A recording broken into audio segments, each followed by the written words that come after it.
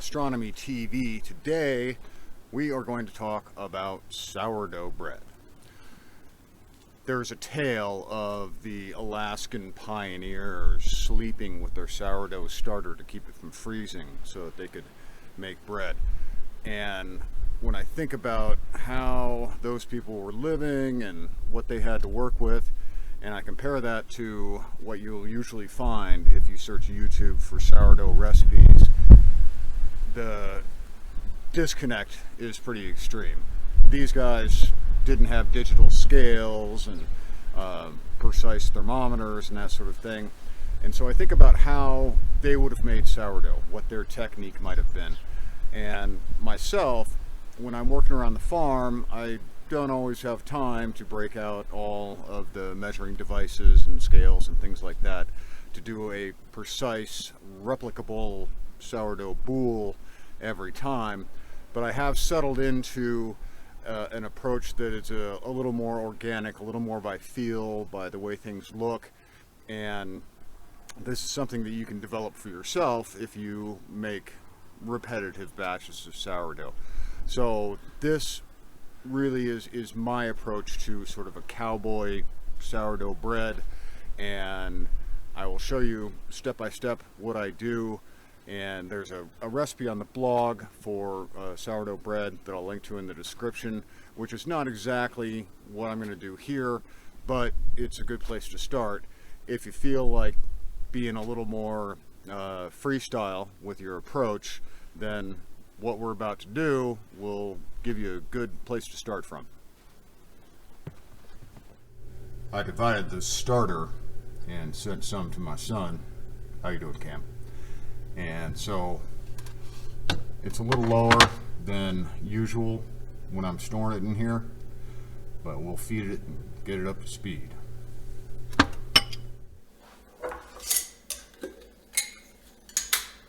I'm using this third cup measuring cup, not because of the volume it contains, but because I can dump into my quart jar without spilling everywhere.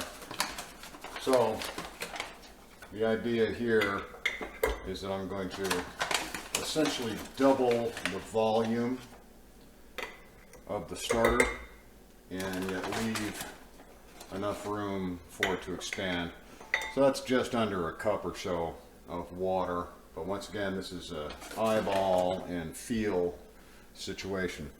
So I'm going to get the tap running, get the water up to, a little above body temperature, and we'll mix it up.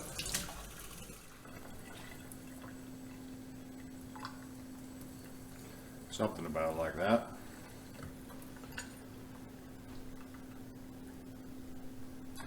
So what I'm looking for here is consistency. I don't want this to be a thick dough, so that's going to be too thick.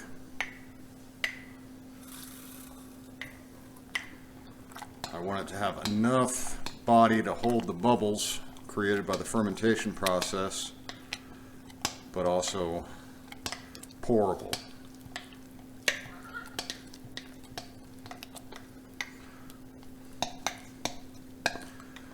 That would work.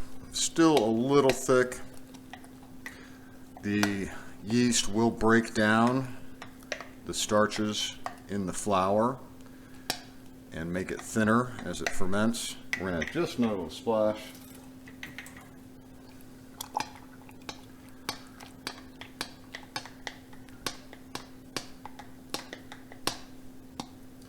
That's what we're talking about there.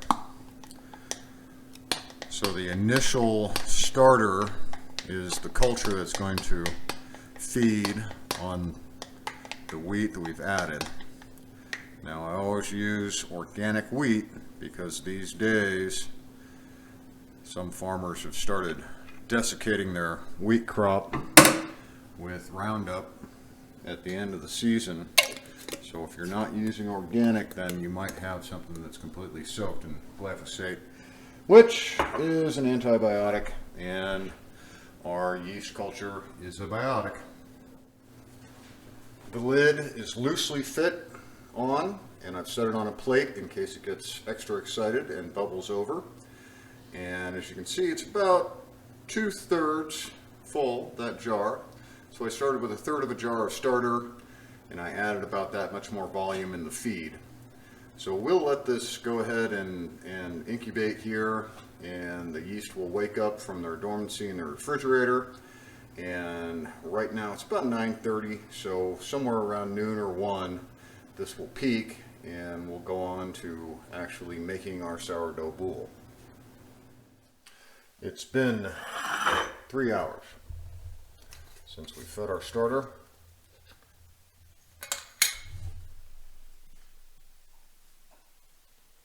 You can see that things are active and happening. It's risen from here up to here. So we're going to go ahead and get the autolays for our flour happening. The way I measure this is I fill a quart jar to the top with flour, and then I fill a pint jar just to where that shoulder starts to turn in with water. Nothing precise, just sort of eyeballed. Couldn't tell you what the hydration of that is, but it seems to work. So I'm going to mix this enough that there are no dry clumps, no loose flour, not kneading it, just getting everything homogeneously combined. And this autolays phase allows the cells of the wheat to rehydrate, softens them up, and basically gets them ready for our levain to digest. So you can see we've got a little crummy bit on the bottom there. We're just going to keep folding it over, working it in until we no longer have that. We don't have any dry, scabby bits that would end up being tough lumps in our dough. But really, that's about it. So you can see sort of a sticky, soft dough.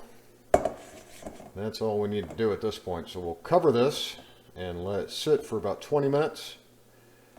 And then add some salt and our starter. Let it get going. After 20 minutes, we're ready to move on. We'll add a tablespoon of salt, in this case Himalayan pink salt, and about half our starter mix here.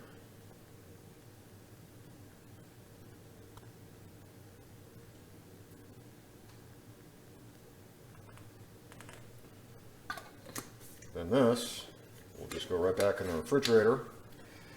You can feed it once a week, pour off half if you're not going to make bread, although I've run it for as long as 2 months without a feeding, and it seems to do just fine.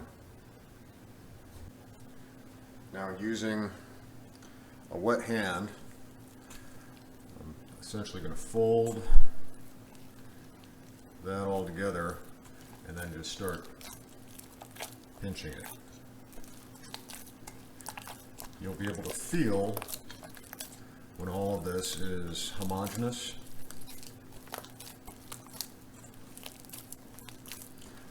Occasionally I'll fold it, pinch, pinch, pinch. If it starts getting too sticky, just re-wet your hands. Don't use flour at this point. Only at the very end, when we form our loaf, will we use any flour. So at this point, just use water. If it gets too sticky, rinse your hand off, get it wet.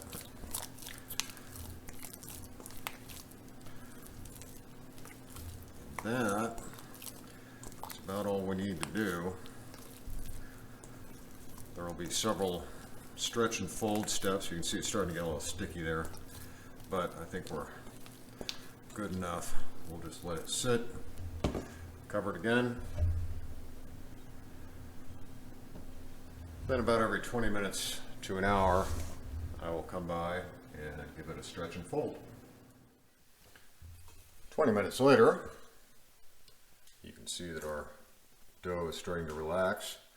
Once again, with a wet hand, stretch. You can see the gluten development. Fold.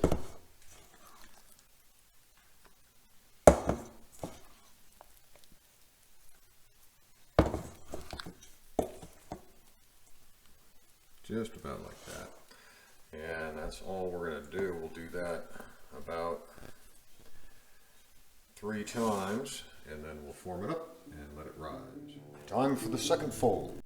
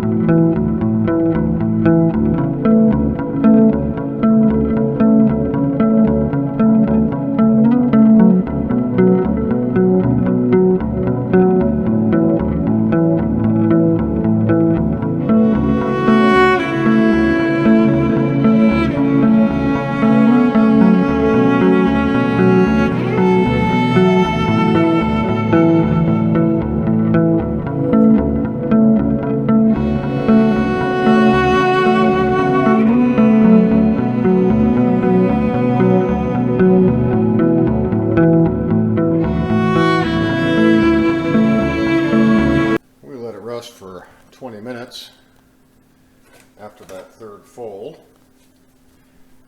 Now I'm going to use this Willow basket, but you could use any bowl. Line it with your tea towel.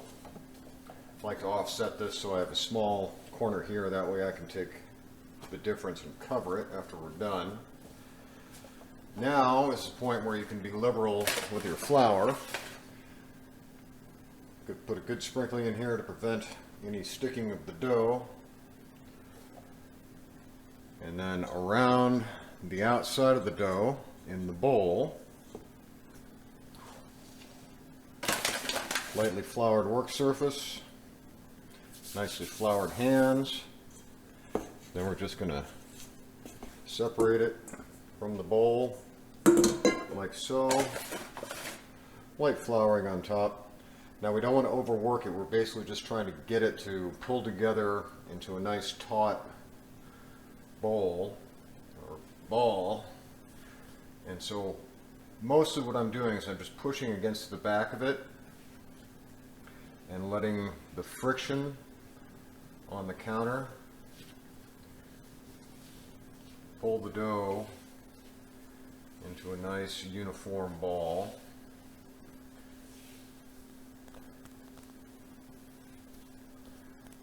You'll see some large bubbles develop. Just pop those. Alright, now you can start to see the tension that that gluten has put on the surface of the sphere. So once again, lightly flour. Then we're going to transfer it with the seam side, the bottom side down, just like so. A little more flour, so this will end up being the bottom when we put it in our Dutch oven to cook. And so a nice dusting of flour will prevent any sticking. Then all we do, throw it in the refrigerator overnight, and we'll bake it in the morning. It's the next morning. I pull the sourdough out of the refrigerator, and we have this lovely Dutch oven here.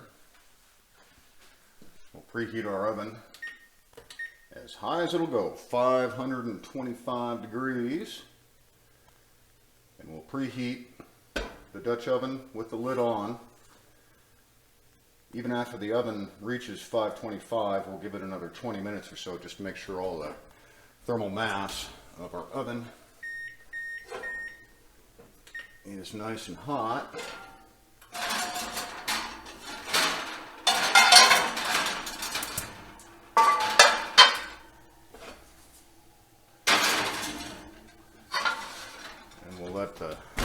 sourdough start to warm up a little bit.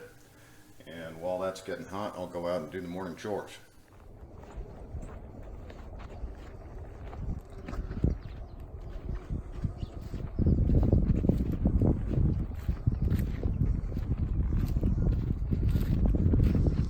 Good morning, ladies. Are you ready for breakfast?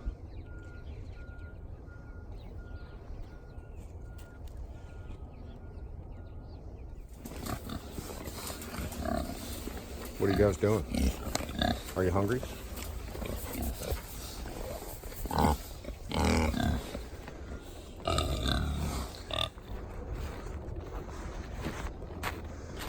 Morning, rooster.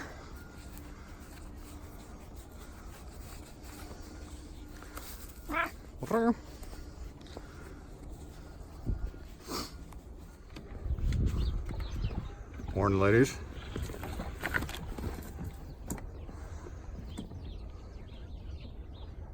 Still on strike.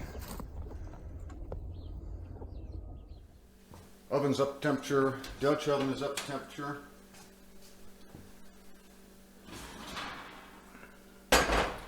Hot and heavy.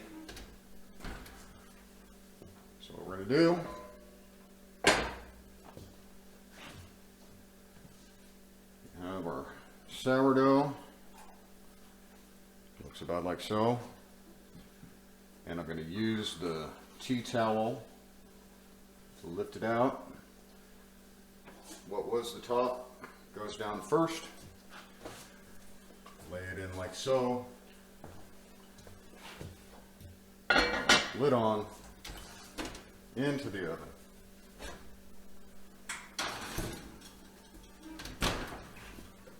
"20 minutes at 525 with the lid on." 20 minutes have passed. And we pull the lid. That's what we're looking for right there. So now, we drop the temperature to 450. And we give this another 15 minutes. And there we go. Let's see what happened.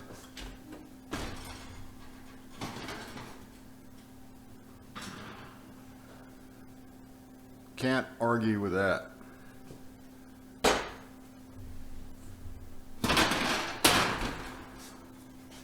So remember, the Dutch oven is very hot. So I just come over and lift up one edge there.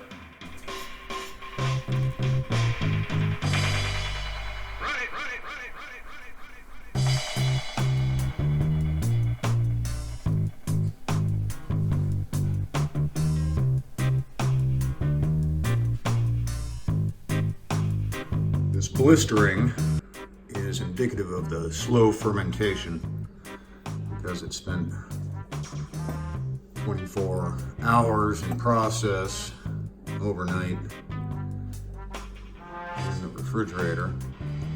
But what I'm looking for is where the ears are just starting to get dark, but the bottom is not burnt. So we want to let this guy cool.